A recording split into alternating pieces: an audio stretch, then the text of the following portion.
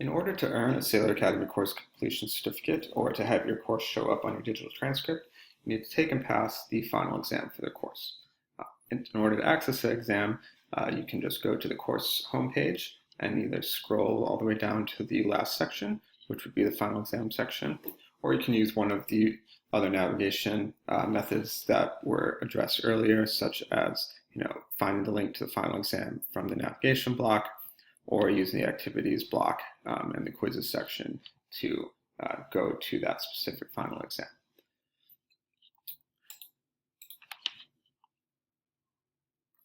Once you're in the final exam section, you may see that there are more than one final exam for a particular course. So every Sailor Academy course has, at a minimum, the certificate-bearing final exam. And by default, that would usually be the first one that shows up in any particular course. In addition, many Sailor courses now have opportunities to earn college credit. Any such exam would be titled Sailor Direct Credit Final Exam. Those type of exams, you need to have a password, and you would get that password from Proctor. We can only students who are Proctor can take those exams because they do result in a more official transcript that can be sent to a college university and hopefully bring with it college credit transfer options. Lastly, some courses we may be working with extra partners on. So, for instance, Business 204 is used by students that are part of the Haitian Connection Network, and part of that partner program is to have slightly different settings for the exam. So therefore, we have a different version of the exam, which may also be password protected, just so that it's only those students from a particular partner program that are using that exam.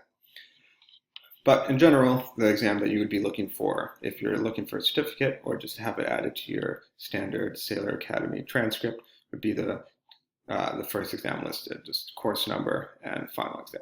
So you click on that, and that will take you to the instructions for final exams. So as reading previously detailed, all of our exams have a 2-hour limit. Between exam attempts, there's a 14-day waiting period.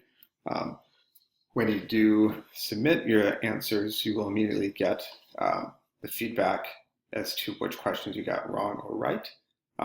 And you need to get a 70% or higher in order to have a passing grade that would make you eligible for that course completion certificate. So once you have familiarized yourself with those rules and are ready to begin, particularly making sure that you actually have the 2 hours to commit to the exam. Not all exams will take 2 hours, but there's a max of 2 hours. Because once you hit attempt and get into the exam, that will trigger that 14-day waiting period. So even if you open it and you don't actually answer any of the questions on that first attempt, by opening the exam, you do trigger that 14-day waiting period. So you only want to go beyond this step if you are sure that you're ready to begin. If so, then click attempt. It will give you the alert again that this exam is timed. If you're okay with that, go through. And then lastly, there is one other check that we apply to final exams, which is for students to read our academic honesty and plagiarism statement. So as long as you click that and you attest the fact that your work will be your own, then you can continue with the exam. And to complete the exam, you would simply read the question, select the appropriate answer choice, scroll down and work through questions as you go. When you reach the end of the exam and you've answered all the questions, you can click the next button, which will do two things. One, it will save your responses to that point, but also it will show you a summary of your attempts so far. So for instance, I didn't actually go through the entire exam, but this quiz navigation box over here does show me which questions that I selected an answer for and which questions I have not answered. Likewise, you can just scroll down and see itemized detailing of which questions you've answered and which ones you haven't. If, for instance, there's only one question you didn't answer, you can just use the link from the number itself to jump right back to that question. You can answer that question, hit next again, it'll bring you back to this page, and then you can, at that point, submit your answers. When you are confident that you've done everything you needed to do, and you have all your answers saved, and you've answered all the questions that you think you can, then you can submit your work. It will again ask you to confirm that you want to do this, because once you do, you can't edit any of your questions from this point on. So if you're confident that you've done all you can do, then submit all. So once your exam is graded, you'll be presented with the summary of your actual attempt. So this will show you, when you attempted it. It will also show you your grade. So by default, it's usually graded out of 10. And then that is converted into a percentage. So what you're looking for is a percentage of 70% or higher to indicate that you have successfully passed the exam. And then if you scroll down, you'll be able to see each individual question that you got right or wrong. Likewise, anything that is right will be shown in green over here. Anything that's wrong will be shown in red. And you can use this to jump to those specific questions as well. For final exams, for wrong answers or for wrong questions, we don't show you what the right answer is, because you are allowed to take the exam again.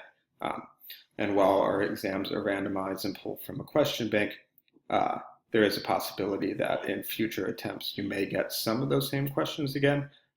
So just to protect the integrity of the exam, we do not give you the correct answers for each question that you did get wrong. And even if you leave this page, so if you go back to the final exam, or if you go back to another section of the course, you will be able to see that review again. So for instance, now that I've attempted this exam, but I didn't pass it, it does show that I've attempted it, indicated by this red X in here. If I come back later on and I wanted to study my previous attempt before taking it again in 14 days, I can do that by clicking on the review button here, and that will take you back into your exam attempt so that you can see what sections you had the most trouble on and perhaps focus some of your study time on those areas.